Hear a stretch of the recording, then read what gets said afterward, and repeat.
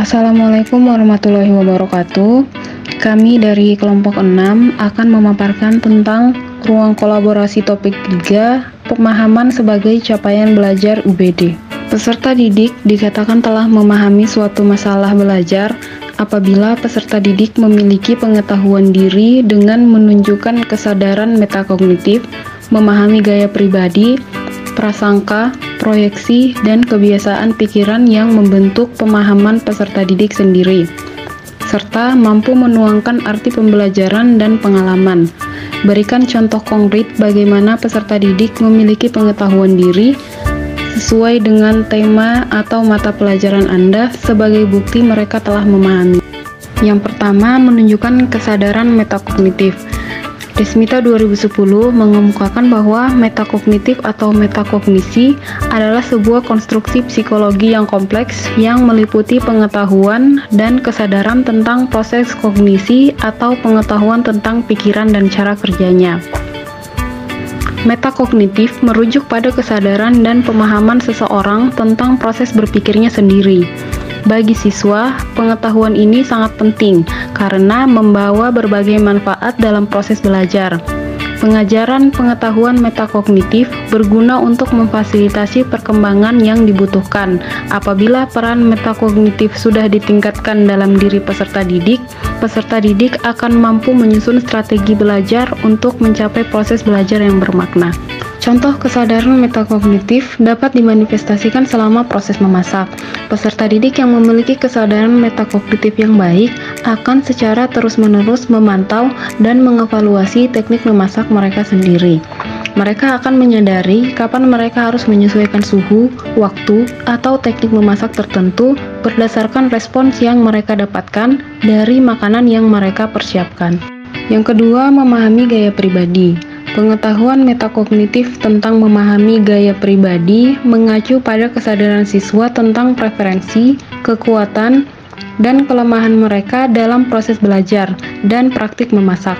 Contoh, seorang peserta didik menyadari bahwa dia lebih baik melalui gambar dan diagram, maka peserta didik tersebut membuat mind map atau diagram alur untuk memahami langkah-langkah resep atau menonton video tutorial untuk melihat teknik memasak secara visual. Selanjutnya yaitu prasangka. Pengetahuan metakognitif tentang prasangka peserta didik pada kesadaran siswa akan bias dan prasangka mereka sendiri, serta bagaimana hal ini dapat mempengaruhi pembelajaran dan kinerja mereka. Contohnya, seorang peserta didik merasa bahwa dia tidak bisa menguasai teknik membuat adonan pastry yang sempurna. Nah, dengan mengenali bahwa prasangka ini bisa menghalanginya untuk belajar dan berkembang, peserta didik kemudian memutuskan untuk berlatih teknik-teknik tersebut secara bertahap, bertanya dan mencari umpan balik dari guru maupun teman lainnya, dan terus mencoba tanpa takut gagal sampai akhirnya peserta didik tersebut dapat membuat adonan pastry yang sempurna.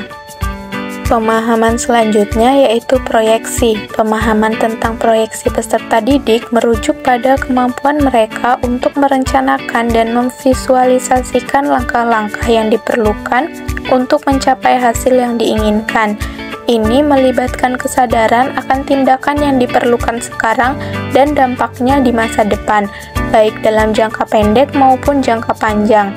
Contohnya, sebelum memulai kegiatan praktik, peserta didik menyusun daftar bahan dan alat, serta melakukan mise en place atau persiapan awal untuk memastikan alur kerja berjalan lancar saat memasak. Selanjutnya yaitu kebiasaan pikiran yang membentuk pemahaman peserta didik sendiri. Pemahaman tentang kebiasaan pikiran peserta didik merujuk pada pola pikir, keyakinan, dan cara berpikir yang khas yang mempengaruhi cara siswa belajar, berpraktik, dan bekerja dalam lingkungan kuliner. Kebiasaan pikiran ini dapat mencakup aspek seperti kreativitas, ketekunan, keingintahuan, dan sikap terhadap kegagalan, serta cara mengelola stres dalam situasi yang menuntut di dapur. Contohnya, saat membuat hidangan, siswa mungkin mengalami kesalahan seperti overcooking atau under seasoning. Namun, mereka memiliki kebiasaan pikiran untuk tidak menyerah dan terus mencoba memperbaiki hidangan yang mereka buat. Pemahaman tentang mampu menuangkan arti pembelajaran dan pengalaman mengacu pada peserta didik yang mampu mengekstrak arti dari pengalaman pembelajaran. Misalnya, peserta didik dapat mempelajari studi kasus tentang restoran yang sukses atau menghadapi tantangan tertentu dalam industri kuliner, lalu menerapkan konsep-konsep yang mereka pelajari untuk merancang solusi yang sesuai. Demikian presentasi dari kelompok kami, kurang dan lebihnya kami mohon maaf. Assalamualaikum warahmatullahi wabarakatuh dan terima kasih.